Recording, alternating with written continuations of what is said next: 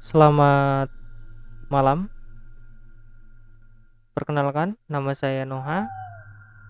Pada kesempatan kali ini saya ingin bercerita ya pengalaman mistis saya di salah satu kampus di Semarang. Nah, kejadian ini saya rasakan dulu waktu masih mahasiswa baru gitu. Nah, karena kebetulan di kampus saya itu ada asrama mahasiswanya, jadi karena saya kebetulan juga bidik misi, jadi saya tinggal di asrama tuh. Waktu di asrama itu semuanya sebenarnya masih aman-aman saja gitu. Di asrama itu kita ditempati 4 orang gitu, ada 4 kasur juga. Terus di situ juga lantainya itu ada tiga lantai gitu. Ada asrama A dan B, dan kebetulan saya di B. Kita flashback ke belakang sebelum saya menempati di asrama tersebut. Itu eh, beredar cerita bahwa anak yang dulunya itu tempatin di kamar tersebut meninggal karena mengalami kecelakaan tunggal waktu itu padahal eh, jalan sepi, tapi tiba-tiba anak tersebut menabrak bagian samping jalan sehingga meninggal.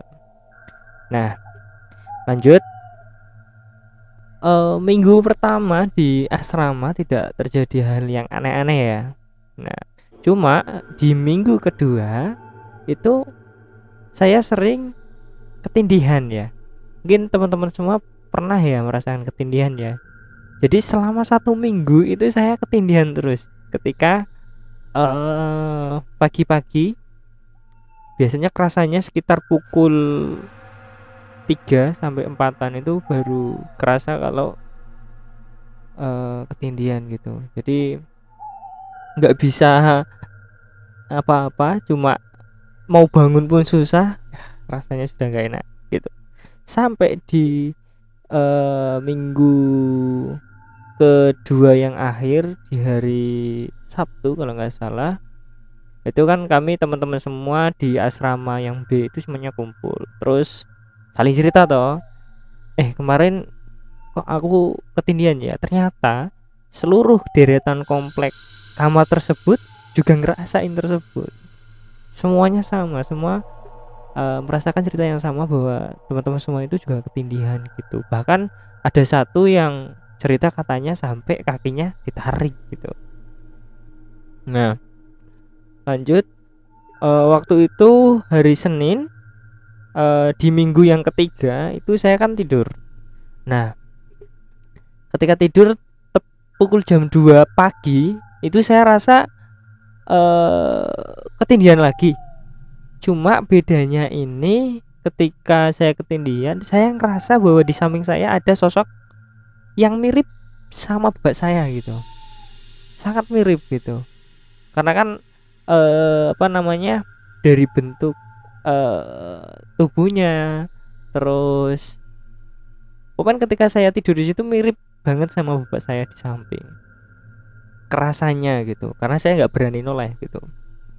Nah, tapi dari sosok yang di samping saya itu, hawanya itu ingin narik saya buat ayo ke sini gitu. Tapi saya nggak mau, tapi badan nggak bisa digerakin sama sekali gitu.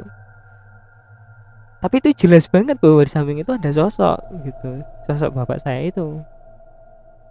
Terus saya berdoa sebisa saya dalam dalam hati.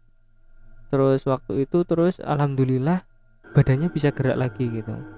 Terus saya lihat ke samping kanan saya, ternyata tidak ada siapa-siapa gitu. Yang ada teman saya, tapi tempat tidurnya berbeda.